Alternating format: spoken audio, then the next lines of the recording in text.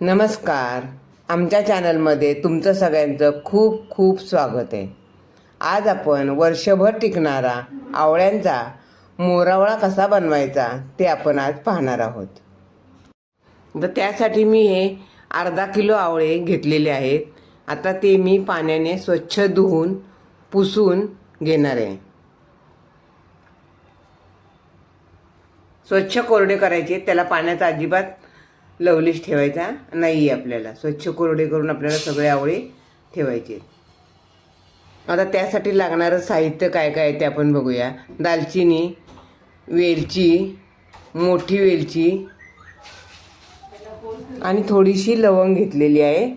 आणि आपले आवळे अर्धा किलो आहेत म्हणून आपण पाव किलो साखर आणि पाव किलो गूळ घेतलेला आहे. जर तुम्हाला नुसता गूळ घालायचा असेल तरीसुद्धा चालेल, किंवा तुम्हाला नुसती साखर घालायची असेल तरीसुद्धा चालेल. आता आपण पहिल्यांदा आवळे उकडून घ्यायचे आहेत. मी कुकरचं भांडं ठेवलेलं आहे, त्याच्यावर आता जाळी ठेवते, खाली पाणी घातलेलं आहे गॅसवर. आणि आता आपण त्याच्यावर आवळे उकडायला ठेवूयात. एक 10 ते 15 मिनटं आपल्याला आवळे छान वाफवून घ्यायचे. एकावर एक आवळे ठेवायचे नाहीत, आपल्याला छान असे पसरूनच ठेवायचे आहेत आणि 10 ते 15 मिनटं वाफवून घ्यायचे. आता 10-15 मिनटं झाली तर आपले आवळे कसे वाफवलेत आपण बघूया. हे बघा, छान वाफवून झालेले आहेत. त्याच्यामध्ये मी आता सुरी घालून तुम्हाला दाखवते. हे बघा, छान शिजलेत आपले आवळे. आता ह्या आवळ्यांना आपल्याला काय करायचं आहे, छान थंड होऊन द्यायचे. थंड झाल्यानंतर आपल्याला त्याला बी काढून टाकायची आपल्याला त्याची.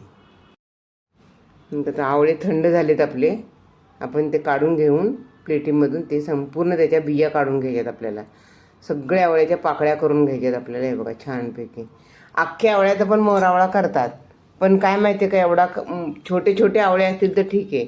अलीकडं मोठे आवळे मिळतात म्हणून हे असे तुकडे केले ना, ते एक तुकडा 2 तुकडे खायला बरे पडतात, म्हणून मी हे असं केल्यानंतर कधी कधी आम्ही अख्ख्या आवळ्यांचा सुद्धा मोठ्या आवळ्यांचा करते. बघा, हे आता आपलं सगळे आवळे आपण असे काय केलेले आहेत, तोडून घेतलेले आहेत, पाकळ्या करून घेतलेले आहेत. आता गॅसवर एक पॅन ठेवायचा आहे. पॅनमध्ये आपल्याला तूप वगैरे काही टाकायचं नाही. खूप दिवस राहिले ना तर मग वास येतो, म्हणून तूप वगैरे काही टाकायचं नाही. आता हे आवळे असेच टाकायचे आहेत आपल्याला. आता त्याच्यावर जे आपण पाव किलो साखर आणि पाव किलो गूळ घेतला होता ते टाकायचे.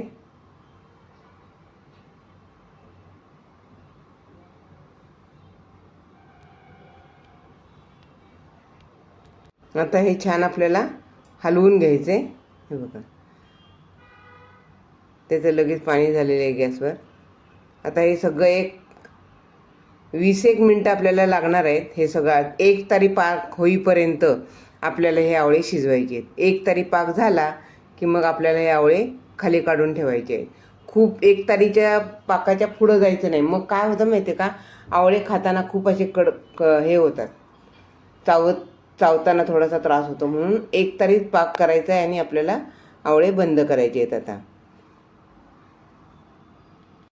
हे बघा, ते 15-20 मिनटं झाली की आपले आवळे थोडे थोडे तयार व्हायला लागतात. एक तारी पाक तयार व्हायला लागतो, सगळं पाणी आटून जातं आणि मग असं.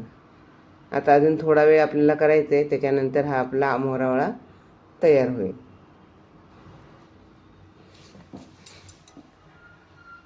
हे बघा, आता तयार होत आलेला आहे आपला मोरावळा. एक तारी पाक झाला की बंद करायचा. एक तारी पाक म्हणजे आपल्या 2 बोटाच्या मध्ये अशी थोडासा पाक बाजूला काढून घ्यायचा प्लेटीमध्ये. थोडा थंड झाला की 2 बोटांच्या मध्ये असा पकडायचा. तर एक तार आली तर गॅस बंद करायचा. थोड्या वेळाने तो आपोआप घट्ट होतो, आणि तुम्ही अजून जर ठेवलात तर मग तो कडक होतो. त्यामुळे एक तारी पाक झाला की आपल्याला हे सगळं बंद करून घ्यायचं आहे. हे बघा, असं प्लेटीमध्ये काढायचं आहे आणि असं बघायचं एक तारी पाक आलाय का. हे बघा, अशी तार आली की बंद करायचं आहे. आता आपला ही एक तार आलेली आहे, आपला मोरावळा तयार झालेला आहे.